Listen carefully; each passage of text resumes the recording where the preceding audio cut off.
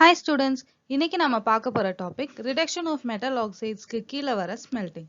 First, reduction of metal oxides னா என்னன்னு பார்ப்போம். அப்படின்னா ஒண்ணும் இல்ல, metal oxides வந்து நம்ம metal-ஆ reduce பண்ண போறோம். அது எப்படி பண்ண போறோம்னா, metal oxide can be reduced to metal by using a suitable reagent like carbon, carbon monoxide and reactive metals such as sodium. அப்படின்னா ஒரு metal oxide, அதாவது zinc oxide, calcium oxide அந்த மாதிரி ஒரு metal oxide வந்து நாம அதோட suitable reducing agent, அதாவது என்னென்ன போடலாம்னா எக்ஸாம்பிளுக்கு கார்பன், கார்பன் மோனாக்சைடு, அப்புறம் reactive metals such as sodium அந்த மாதிரி போட்டு நம்ம reduce பண்ண போறோம்.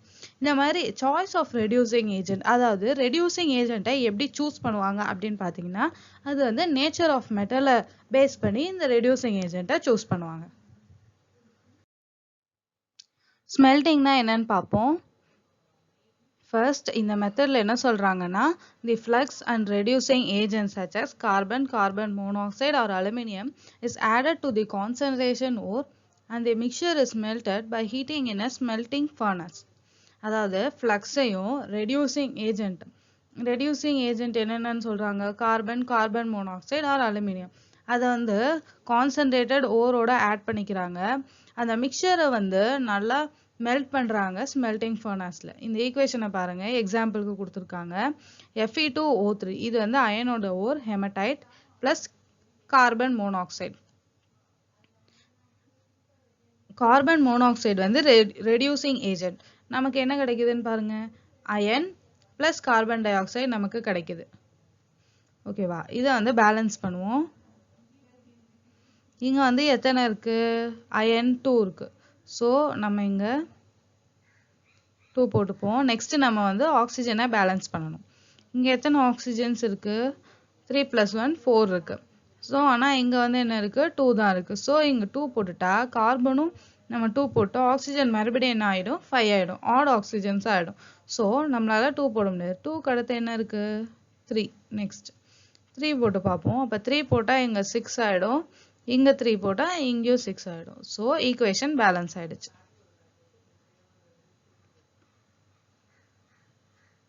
நெக்ஸ்ட் ஒரு சிம்பிள் அண்டர்ஸ்டாண்டிங்காக இது பார்ப்போம். இந்த எக்ஸ்ட்ராக்ஷன் என்ன பண்றாங்கன்னா, லைம்ஸ்டோன் அதுதான் வந்து ஃப்ளக்ஸ். ஃப்ளக்ஸ் அப்படின்னா என்னன்னா, அது ஒரு chemical purifying agent, cleaning agent or flowing agent. ஃப்ளக்ஸ்னா வந்து அது ஒரு கிளீனிங் ஏஜென்ட்டாவோ, ஃப்ளோயிங் ஏஜென்ட்டாவோ, பியூரிஃபையிங் ஏஜென்ட்டாவோ ஆக்ட் பண்ணும். இதில் வந்து கால்சியம் ஆக்சைடு, லைம்ஸ்டோன் வந்து ஃப்ளக்ஸாக யூஸ் பண்ணிக்கிறாங்க.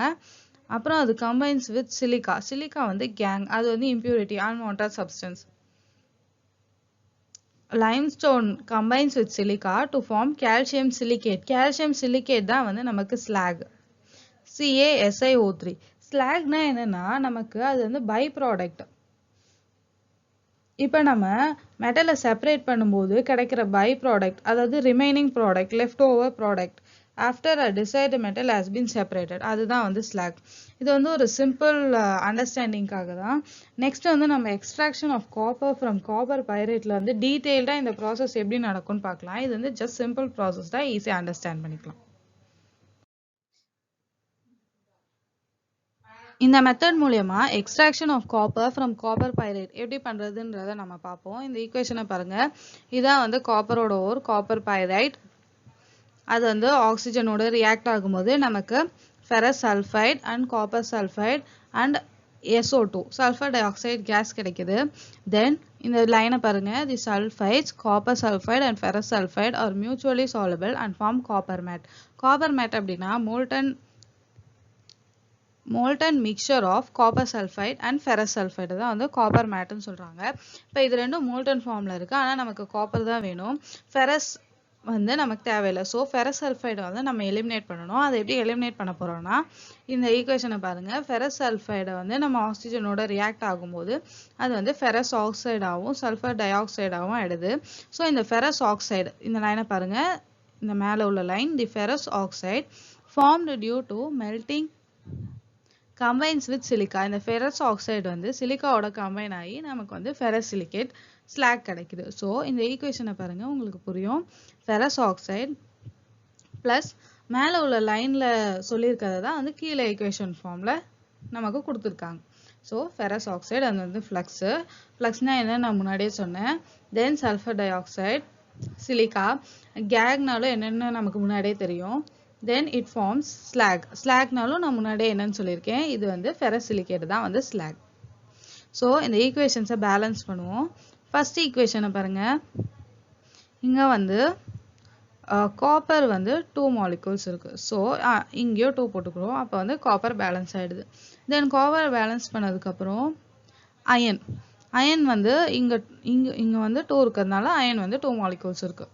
ஸோ இங்கேயோ 2 போட்டு அயனை பேலன்ஸ் பண்ணிப்போம். தென் சல்ஃபர் வந்து இங்கே 4 மாலிகூல்ஸ் இருக்குது. பேலன்ஸ் ஆயிருக்கான் பார்ப்போம். இங்கே ஒரு 2 மாலிகூல்ஸ் ஆஃப் சல்ஃபர், இங்கே ஒரு சல்ஃபர். ஸோ இதுவும் பேலன்ஸ் ஆகிடுச்சு. தென் ஆக்சிஜன் மட்டும்தான் ரிமைனிங். ஆக்சிஜனும் 2 இருக்குது. ஸோ ஆக்சிஜனும் பேலன்ஸ் ஆகிடுச்சு. இந்த ஈக்குவேஷன் அவ்வளோதான். நெக்ஸ்ட் ஈக்குவேஷன் பாருங்கள். Ferrous sulphide plus oxygen. First வந்து நம்ம ஆக்சிஜனை பேலன்ஸ் பண்ணுவோம். ஆக்சிஜன் வந்து இங்கே எத்தனை இருக்குது? 3 மோல்ஸ் ஆஃப் ஆக்சிஜன் இருக்குது. ஸோ இங்கே 3 போடுவோம். அப்போ 6 மோல்ஸ் ஆஃப் ஆக்சிஜன் ஆகிடுது. அப்போ இங்கே 3 மோல்ஸ் தான் இருக்குது. அப்போ நம்ம இங்கேயும் 2 போட்டுப்போம், இங்கேயும் 2 போட்டுப்போம். ஸோ இது ஒரு 4 + 2 6 மாலிகூல்ஸ். ஆக்சிஜன் வந்து நம்ம பேலன்ஸ் பண்ணிட்டோம். அப்போ இங்கே ஒரு 2 போட்டோம்னா அயனும் சல்ஃபரும் பேலன்ஸ் ஆகிடும். அவ்வளோதான். இந்த ஈக்குவேஷன் ஈஸியாக பேலன்ஸ் ஆகிடுச்சு.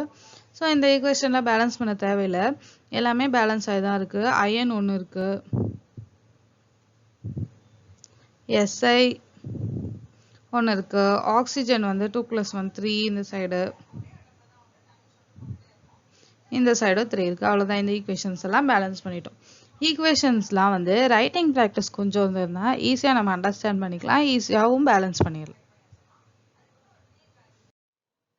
நம்ம ஃபெரஸ் சல்ஃபைடை வந்து ஸ்லாகாக கன்வெர்ட் பண்ணி ரிமூவ் பண்ணிட்டோம். மீதி நமக்கு இருக்கிறது காப்பர் சல்ஃபைடு. அதுலேருந்து தான் நம்ம வந்து காப்பரை எக்ஸ்ட்ராக்ட் பண்ண போகிறோம். So the metallic sulphide is oxidized to its oxide which is then converted to metallic copper. இந்த ஈக்குவேஷனை பாருங்க புரியும். இந்த காப்பர் சல்ஃபைடை வந்து ஆக்சைடுக்கு கன்வெர்ட் பண்ணுறோம். So copper sulphide plus oxygen gas நமக்கு என்ன கிடைக்குதுன்னா copper oxide plus sulphur dioxide gas கிடைக்குது. தென் நமக்கு கிடைச்ச ஆக்சைடை வந்து மெட்டாலிக் காப்பராக கன்வெர்ட் பண்ண போகிறோம். ஸோ இந்த ஆக்சைடோட அனதர் காப்பர் சல்ஃபைடு ட்ரீட் பண்ணோம்னா நமக்கு வந்து metallic copper and sulphur di oxide கிடைக்குது. இந்த ஈக்குவேஷனை பேலன்ஸ் பண்ணலாம். ஸோ இந்த ஈக்குவேஷனை எப்படி பேலன்ஸ் பண்ணுறதுன்னு பார்ப்போம். இங்கே வந்து 3 ஆக்சிஜன்ஸ் இருக்குது. ஸோ சிம்பிள், இங்கே 3 போட்டுப்போம்.